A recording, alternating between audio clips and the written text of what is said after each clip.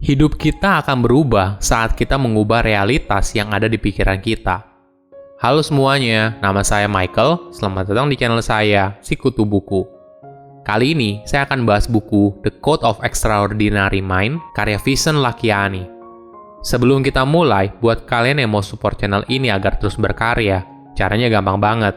Kalian cukup klik subscribe dan nyalakan loncengnya. Dukungan kalian membantu banget supaya kita bisa rutin posting dan bersama-sama belajar di channel ini. Buku ini membahas sebuah peta jalan yang bisa membebaskan kita dari belenggu hidup layaknya orang biasa. Kebanyakan orang hidup dengan serangkaian peraturan yang diturunkan dari generasi ke generasi. Kita tidak pernah bertanya-tanya, apakah semua hal tersebut merupakan hal yang benar atau tidak. Kebanyakan dari kita hanya menerimanya saja tanpa bertanya. Padahal ini sangat berbahaya kalau kita hidup dengan membatasi apa yang ada di pikiran kita dan kepercayaan yang sudah tidak relevan. Seperti halnya seorang programmer yang mampu membuat program sebuah komputer untuk menjalankan suatu tugas tertentu dengan memahami kodenya, maka kamu juga bisa memprogram hidup kamu sendiri dan dunia di sekitar kamu. Semua ini sangat mungkin apabila kamu memahami kodenya. Bagi Vishen, kode yang dimaksud adalah rangkaian prinsip dan metodologi yang bisa membantu kamu dalam menciptakan hidup yang luar biasa. Saya merangkumnya menjadi 3 hal penting dari buku ini. Pertama, melihat kenyataan dengan berbeda. Setiap beberapa waktu sekali, kita pasti akan memperbarui sistem di komputer supaya mesin tersebut mampu bekerja lebih cepat dan lebih baik. Tapi, apakah kita melakukan hal yang sama dengan diri kita sendiri? Kebanyakan dari kita hidup berdasarkan apa yang masyarakat inginkan. Apapun yang kita lakukan kemudian diberikan label baik atau buruk. Baik jika mengikuti aturan yang sudah dibuat, dan sebaliknya buruk apabila melanggarnya. Ini adalah cara hidup yang benar. Norma ini sudah mengakar sejak kita kecil dan dibesarkan. Contohnya seperti ini. Punya nilai yang bagus, maka kamu akan sukses. Kerja keras dari jam 9 pagi hingga 5 sore, maka kamu akan sukses. Vishen menyebut hal ini sebagai bullshit rules. Mungkin terdengar agak kasar, tapi Vishen ingin menekankan kalau apa yang awalnya kita anggap benar tidak berarti 100% benar. Ada kebenaran yang lain dan kamu bisa menemukan sendiri kebenaran tersebut. Padahal, mungkin kamu tidak perlu kaya untuk bahagia. Mungkin kamu boleh merasa sedih dan down di waktu tertentu. Mungkin kita tidak perlu selalu percaya pada hal yang sudah ada dari sananya. Cara pandang ini berarti kita harus mengubah cara kita melihat dunia. Untuk mengubah cara pandang, langkah paling penting adalah kamu harus menyadarinya dulu.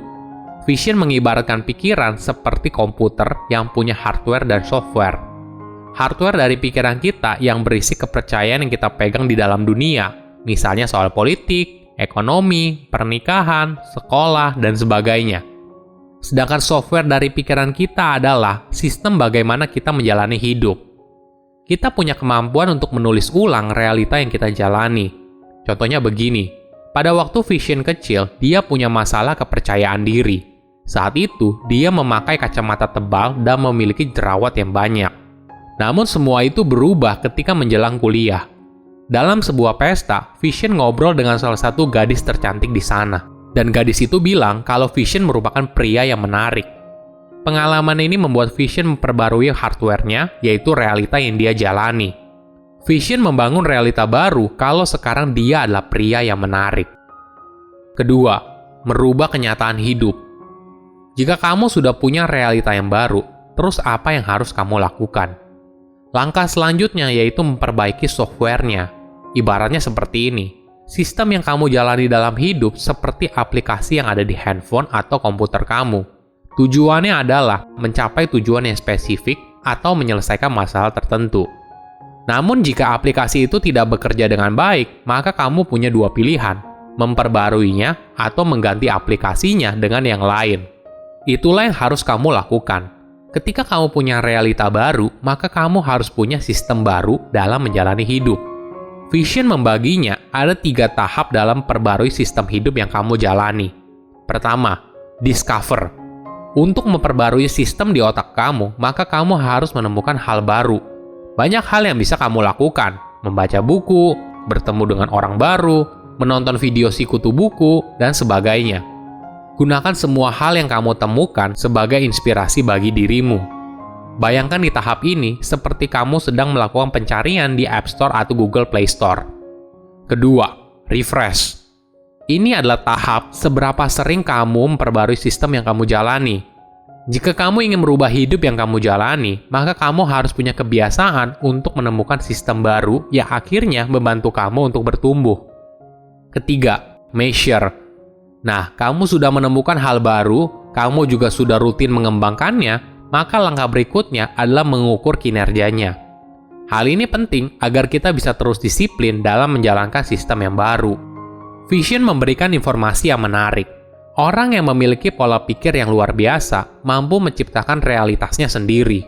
Mereka memiliki visi yang menarik soal masa depan mereka, walaupun begitu, kebahagiaan mereka tidak terpaku pada realitas masa depan. Mereka justru bahagia di saat ini. Ini adalah keseimbangan yang unik dan tidak dimiliki oleh semua orang. Ketika kamu berada di posisi ini, kamu bukan hanya merasa bahagia saat mencapai tujuannya, tapi juga ketika menjalaninya. Sederhananya, kamu merasa alam semesta mendukung apa yang kamu lakukan.